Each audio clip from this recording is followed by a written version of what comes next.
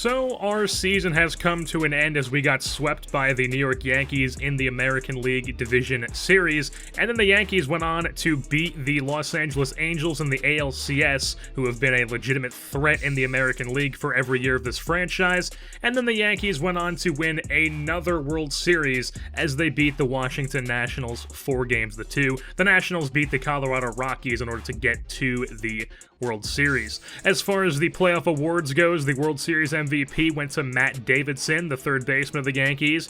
The AL postseason MVP was Giancarlo Stanton, and the NL postseason MVP was Jose Marmolejos from the Washington Nationals, their first baseman. Other Nationals news is that Max Scherzer retired. He did have an awful year. He hasn't been himself for most of this franchise because regression hit him pretty hard, and he started getting up there in years, but he was still on the team. He had a 6.32 ERA and 98 and a third innings pitched. He was not inducted in the Hall of Fame. We had no Hall of Fame inductees in this year's offseason.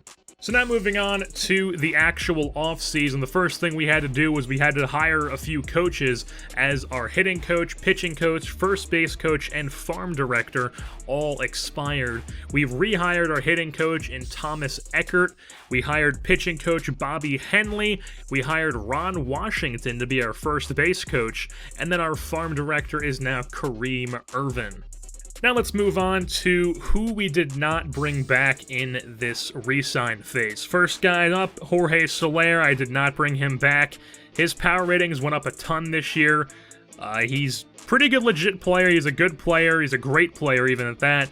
But I did not want to qualifying offer him because that was a $19.3 million qualifying offer, and I'm not trying to pay him that much because in this game I've noticed that players tend to accept the qualifying offer pretty much every time you offer it, so I wasn't trying to do that. And then also the contract would have been around $14.6 million per year, so not really interested in bringing him back for that much money. Also, Danny Duffy was not re-signed. Obviously not going to give him a $19.3 million qualifying offer. He had a down year. We've got young arms. Also, I'm sure there's going to be people out there in free agency, and we'll see what happens at the fifth starter position. Brandon Crawford, obviously we did not bring him back. I've said from the get-go when we acquired him, I never had any intentions of bringing him back. The entire point I traded for him was to play shortstop for the rest of the year, fill that void at that position. He did that. He got the job done. We obviously got swept, so we didn't really... I mean, it wasn't really his fault we got swept, but I'm just saying that's what happened. But he did do his job, and now he's going to go into free agency and play with someone else, assuming that someone else is going to sign him, and he's not going to sit in free agency all year because he's over 29 years old, and MLB The Show is going to MLB The Show. Matt Carpenter had a good year for us, but I could have brought him back, but I wanted to see what else was out there on the market for bats. Maybe we'll bring him back, but probably not. He's off in a free agency as well. Marwin Gonzalez, I'm sure it's not very surprising to you guys that I did not bring him back. He didn't have a very good year. I don't want him on our team again, so he's also being let walk into free agency. As far as guys who were still under team control that we decided not to offer arbitration, so they will be hitting free agency once we get to that portion of the free agency. Jefry Marte, I signed him to a one-year deal last offseason, expecting that maybe when Carpenter left, he would be able to take over as the third baseman on both sides. Didn't work out that way.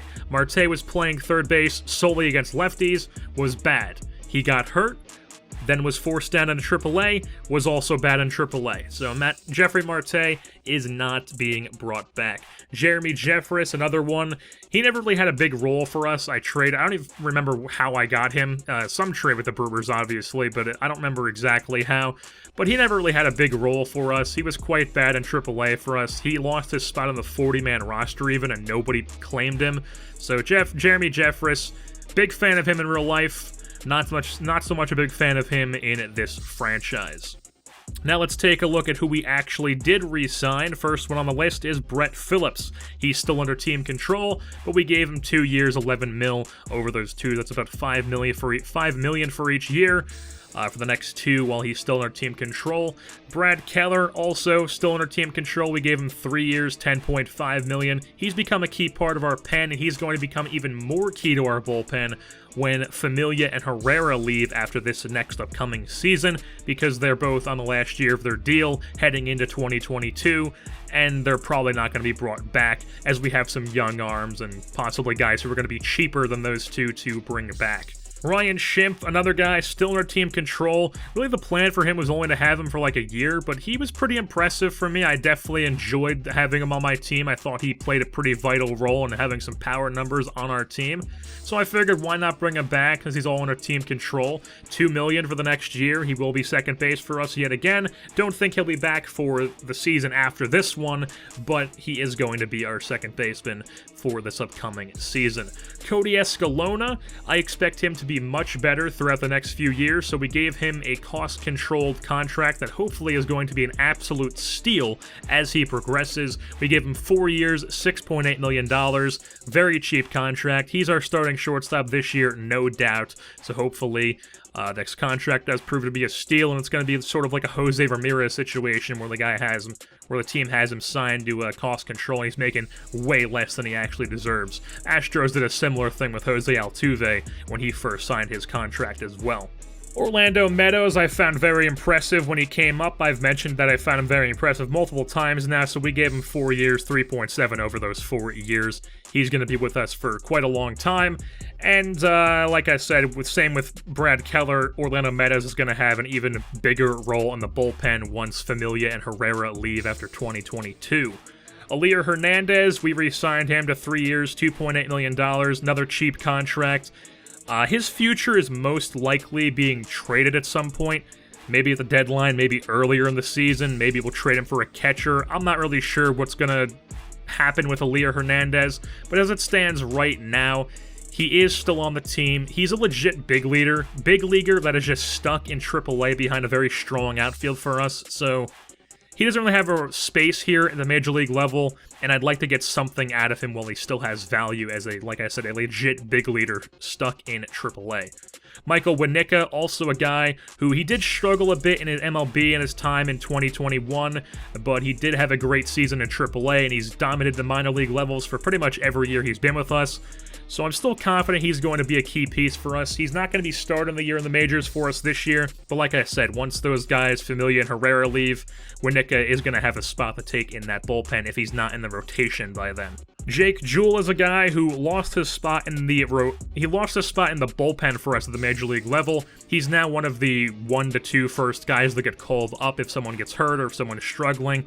And he was actually being used as a starter in AAA when he got sent back down. I mean, Mark Leiter Jr. made the conversion from relief pitcher to starter for us. Maybe that's Jake Jewell's future. Who knows, but we will see as time goes on. But he is brought back for 2 years. Miguel Andujar I brought back on a 1-year deal, less than $1 million, about $840,000. No idea what his future is in Kansas City. He might be a bench player for us this year as like a corner outfielder. As I'll get into a bit later on, you'll see a situation what we have on the bench. I am going to be posting a spring training video, just getting a test of like everybody who's new and all that stuff. That'll be the next video you see, but we'll get into that a bit later on. But Miguel Andujar, we're going to see what happens. We re-up him for 1 year, and then we'll see what happens at the end of the year and to decide what to do with him then. Gunnar Height, also brought back for another year. He's nothing more than a depth infielder. That's just what he is, and he's a decent depth infielder at that, so no harm in having him in the organization. Audry Perez, a guy who has been our backup catcher for the majority of this franchise, and I brought him back on a 1-year deal. Might not be in the MLB to start this year, but I do still want him in the organization. So now moving on to free agency. Who did we pick up in free agency this year? First guy is a veteran, Daniel Murphy. We signed him to a 1-year, $3.8 million deal. Now, he is 37 years old, but he's still a legit major league bat. So Daniel Murphy, the plan for him is to DH him. Obviously, you're probably thinking right now, well, why couldn't you just bring back Carpenter to do that job? That's because Carpenter could only hit versus right-handed pitching. Murphy can hit versus righties and versus lefties. Murphy did not play this past season in 2021 because he was one of those guys where he just sat in free agency all year because nobody signed him because he's old, even though he was still a very good bat, as you can see with his attributes on the screen. And he's raked every year of this franchise, so I'm hoping that he can come over and be a DH for us and at least put up some decent numbers for us in that DH spot. If he doesn't, if he flat out sucks, let's say we get to like June or something and he's still just flat out awful, I can just always DFA him. I have no problem doing that, so that's what we did with Daniel Murphy. We also went out and signed Chris Taylor to a 2-year deal, $9.1 million over those 2 years. The plan for him is to be the super utility guy. He can play everywhere except for catcher and first base, so essentially his role is going to be to play a different position essentially every day. So I mean, maybe he's going to have a little bit less at-bats than a usual everyday player, because that's just how the simming works in this game, but he is going to be getting a lot of time at the Major League level, even though he's not listed as a starter. Sort of like a Ben Zobrist role. And he was especially good in Detroit. He spent the last 2 years in Detroit in the AL Central, so he's familiar with the division, and he also raked in 2021. So hopefully he can continue bringing that success to our team here in 2022. We also signed another outfielder listed. Taylor's listed as an outfielder, but he's going to be a utility guy for us. But we did sign a guy who's going to be starting in right field for us, Domingo Santana. We signed him to 5 years, $34.5 million. That's a little less than $7 million per year. So we got Domingo Santana for a fraction of the price that Jorge Soler would have costed. They're both similar age. They're both similar players. And I would say Santana definitely has the ability to walk more, which is definitely something you guys know that I like to have on my team. Santana's been a beast in Milwaukee. He's got a big power bat. He can hit for contact. He's going to walk a ton as well. And he's the perfect player for us, I feel like. And he's definitely going to take over in right field for the next 5 years for us. And he's going to be a key part of this team. And I am definitely very happy that we got him for literally a fraction of the price that we could have re-signed Jorge Soler for. Now, this next guy we went out and signed was Travis d'Arnaud. We signed him to a 1-year deal. He did not play much in the past few seasons of this franchise. He's been a backup catcher. And basically, we signed him to compete with Valoria for the catcher spot. But he was there in the first part of free agency, and I was like, he's probably one of our best options here. And then, once the arbitration part hit and more people became available, Logan Ice became available. The Chicago Cubs did not offer him arbitration, so we signed him to a 2-year deal. He's a switch-hitting catcher. He's got a decent bat. He's got good defense. He's going to be also competing for a catcher job. So like I said, we are going to post that spring training video where you guys are going to see a lot of the new guys, a lot of people competing for positions, and we'll see how Logan Ice does in that video. And then at the end of spring training, I'll see who I want to be our catchers at the Major League level. Now, we do have an abundance of catchers in our organization now, especially since MJ Melendez is now on the 40-man. The future for Melendez is probably to be traded at some point because he's very good defensively. He's basically another Valoria who can hit against righties, sort of, but can't hit against lefties. So MJ Melendez probably going to get traded at some point. We'll see, maybe at the deadline, maybe earlier than that. And then we also made one more free agent signing, and that was a depth outfield signing for a 1-year deal, Rusney Castillo. He has very good ratings in this game. I wanted to have him as a depth option in our organization. We already have a ton of outfielders, but I still wanted to have him as a legitimate option at the outfield position. So if someone gets hurt, someone struggles, Rusney Castillo I know could step in and take over, especially considering we're going to be trading Elier Hernandez at some point. Now, because we made all these signings, and then there's guys who have spent multiple years in our organization, so we needed to put them on the 40-man to avoid them being taken in the Rule 5 draft, we needed to make some room on our 40-man roster for these guys, so we had to make a few trades of guys who don't really have too great of a future here. First one we did was Luis Cessa. We traded him to the New York Mets. In return, we just got back 2 minor leaguers, Yoan Urena, third baseman, and Michael Shibuya, C potential infielder. They're both C potential guys. I doubt they're going to have any future at the Major League level. Like I said, it's just a dump to get them off the 40-man, but just in case we do have some sort of like depth infielder guys in return for Cessa. Nick Dini, like I said, we have an abundance of catchers, so that led to me taking him off of the 40-man roster, and he was actually claimed by the Boston Red Sox, so Nick Dini, no longer a member of our organization. Ramon Torres is another guy who we traded. We traded him to the Los Angeles Angels, along with another minor league shortstop, Eric Mejia, and in return, we got Keenan Middleton. The Angels have an abundance of relief pitchers. They have a ton. I think they have like 9 80-plus overall relievers, and they cannot play all those guys. So Keenan Middleton, he came over to us. They get Torres and Mejia. Middleton's going to be good for us right away, and he's going to be great for us, like I said, once Herrera and Familia leave, because Middleton still has multiple years of team control. The Angels, they still don't have a legit second baseman or a third baseman. They don't have a backup infielder, really, so Torres, he could fill any of those roles. He's got multiple years of team control left. Same with Mejia, obviously. He's never even been in the major leagues, so they've got some guys they can work with at those positions. Now moving on to an always interesting part of the offseason video, the Around the League section.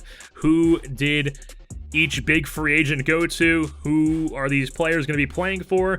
The Cardinals made a big splash in free agency. They picked up 3 big-time free agents. No idea how they afforded all of them, but they did. They signed Archie Bradley. They also signed Salvador Perez, and they also signed Travis Shaw. So the Cardinals are probably going to be a legitimate team in the NL Central this year, and we're going to be having some series against them because we do have a lot of series against the Cardinals because of the rivalry. Carlos Correa was signed by the Los Angeles Angels. I'm assuming the Astros could not afford him, and I guess he either declined their qualifying offer or they didn't accept him. However, he ended up in free agency. The Angels did pick him up. So, I mean, now the Angels do have Correa. I believe Simmons is on, like, the last year of his deal, so they do have probably, like, one and also, like, a backup infielder spot for Torres. But, I mean, I still feel like the Middleton trade was pretty decent for both sides. Aroldis Chapman was signed with the Atlanta Braves, so the Yankees lose one of their superpowers in their bullpen, but of course they are the Yankees, so they still have a ton of arms in that bullpen. Jorge Soler went to the San Francisco Giants, so our former player is now playing in the Bay Area. He signed for $14 million per year. I believe it's a 7-year deal, so definitely a pretty good deal we got on Santana compared to Soler. The Giants also went out and signed Francisco Lindor. So, to that Giants fan who was in my comments crying about the San Francisco Giants never actually trading Brandon Crawford, I'm pretty sure you'll be fine with Francisco Lindor.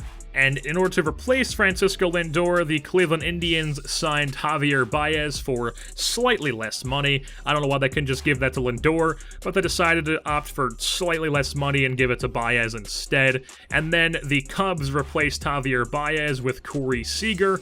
Some other AL Central signings that happened was the Tigers picked up 2 decent guys, Michael Conforto, and they also signed Carlos Carrasco to beef up their starting rotation.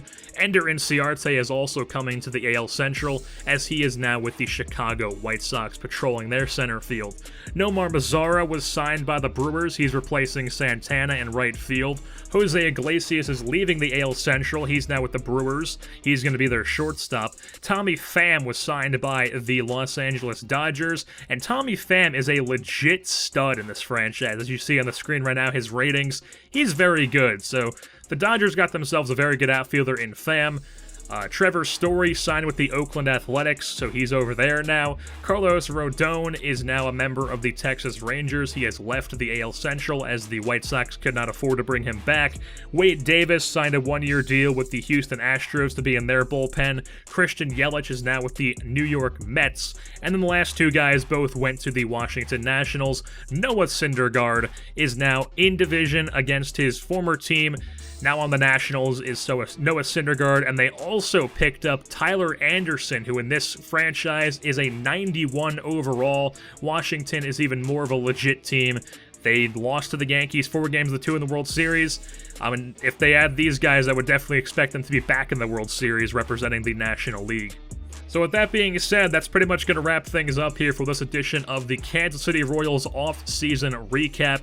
Like I said, we are going to be doing the spring training highlights video showing off some guys who are battling for positions, showing off some of the new guys, and then at the end of free agency, we'll show you, or at the end of spring training, I'll show you the what the roster is going to be looking like. But with that being said, that's going to wrap things up here for this edition. I've been your host, Jerseyborn, and I'm saying goodbye.